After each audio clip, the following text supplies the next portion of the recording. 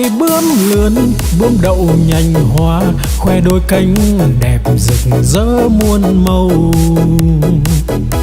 Bướm bay bướm lượn, bướm đón mùa xuân, vàng xanh đỏ tím, bướm bay dợp trời.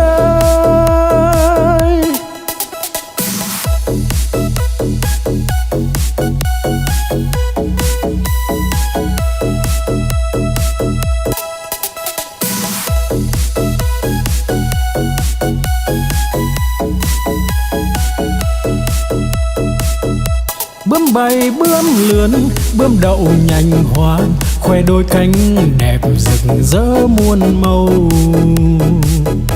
Bướm bay bướm lượn, bướm đón mùa xuân, vàng xanh đỏ tím, bướm bay dợp trời.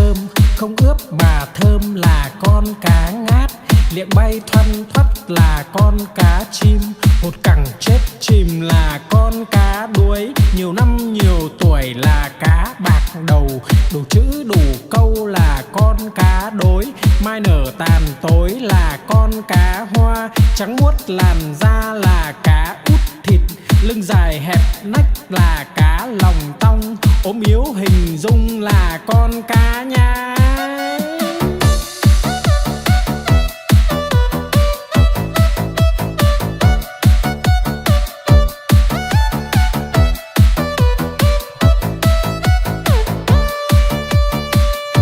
No lòng phĩ dạ là con cá cơm, không ướp mà thơm là con cá ngát, liệng bay thoăn thoắt là con cá chim, hột cẳng chết chìm là con cá đuối, nhiều năm nhiều tuổi là cá bạc đầu, đủ chữ đủ câu là con cá đối, mai nở tàn tối là con cá hoa, trắng muốt làn da là cá út thịt, lưng dài hẹp nách là cá lòng tong, ốm yếu hình dung là con cá nhái.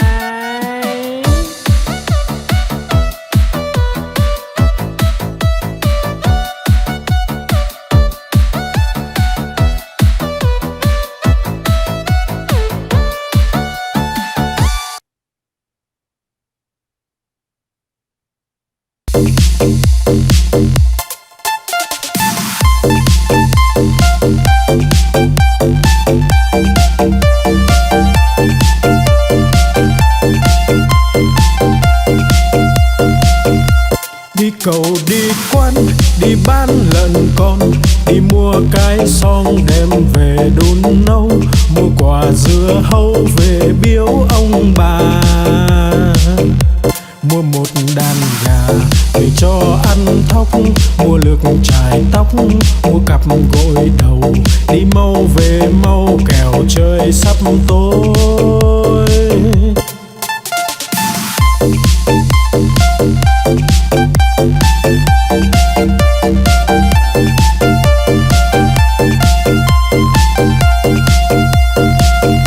Đi cầu đi quán, đi bán lợn con, đi mua cái xong đem về đun nấu, mua quả dưa hấu về biếu ông bà,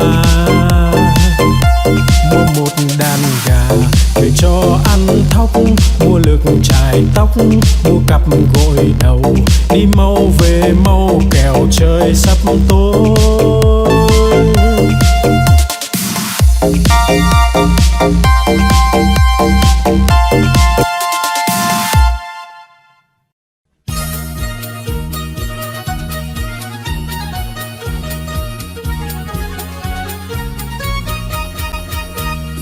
Đi chân bò cầm cây roi thật to, bò không đi lấy cây roi ra chọc đít bò, bò đứng dậy đi ngay.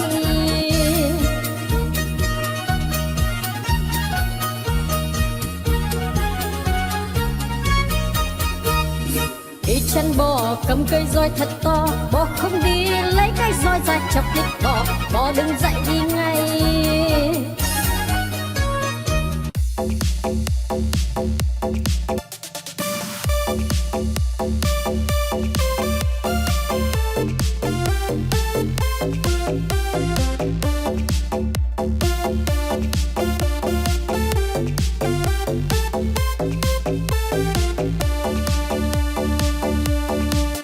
Con cua mà có hai càng, đầu tai không có bò ngang cả đời. Con cá mà có cái đuôi, hai vây ve vầy nó bơi rất tài. Con rùa mà có cái mai, cái cổ thụt ngắn thụt dài vào da. Con voi mà có hai ngà, cái vòi nó cuốn đồ nhà đồ cây. Con chim mà có cánh bay, bay cùng Nam Bắc Đông Tây tỏ tường.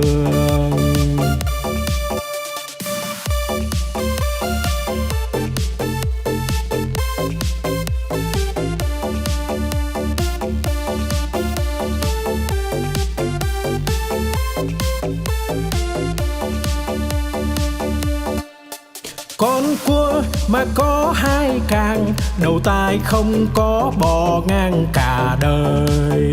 Con cá mà có cái đuôi, hai vây ve vầy nó bơi rất tài.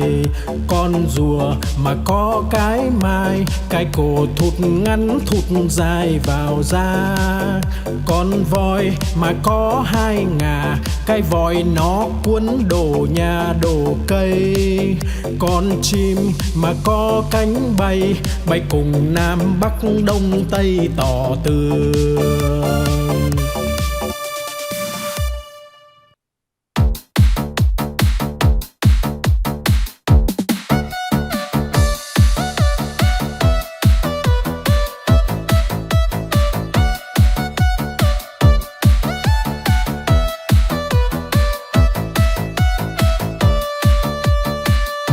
No lòng phĩ dạ là con cá cơm, không ướp mà thơm là con cá ngát. Liệng bay thoăn thoắt là con cá chim, hột cẳng chết chìm là con cá đuối. Nhiều năm nhiều tuổi là cá bạc đầu, đủ chữ đủ câu là con cá đối.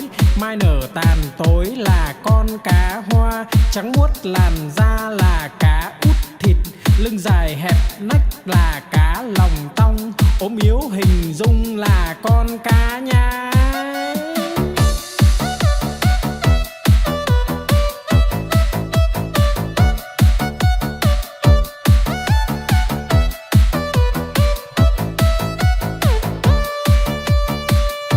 No lòng phĩ dạ là con cá cơm, không ướp mà thơm là con cá ngát. Liệng bay thoăn thoắt là con cá chim, hột cẳng chết chìm là con cá đuối. Nhiều năm nhiều tuổi là cá bạc đầu, đủ chữ đủ câu là con cá đối. Mai nở tàn tối là con cá hoa, trắng muốt làn da là cá út thịt. Lưng dài hẹp nách là cá lòng tong, ốm yếu hình dung là con cá nhái.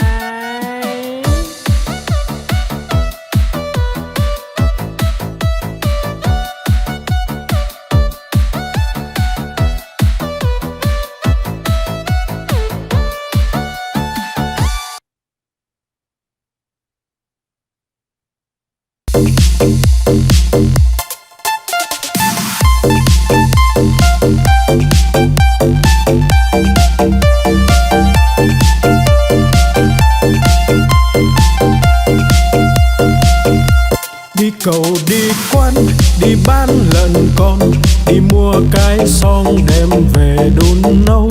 Mua quả dưa hấu về biếu ông bà, mua một đàn gà về cho ăn thóc.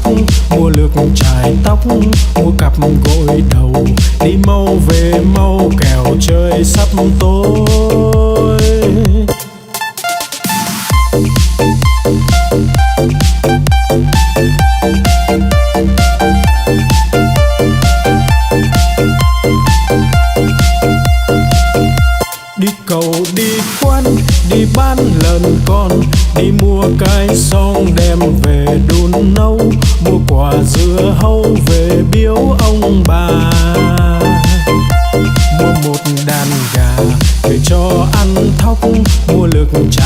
mua cặp gội đầu, đi mau về mau kẻo trời sắp tối.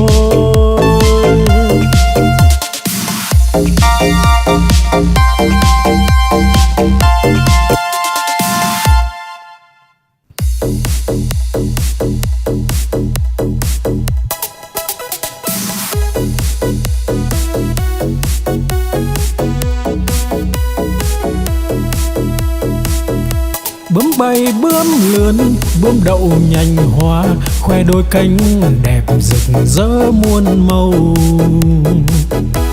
Bướm bay bướm lượn, bướm đón mùa xuân, vàng xanh đỏ tím, bướm bay dợp trời.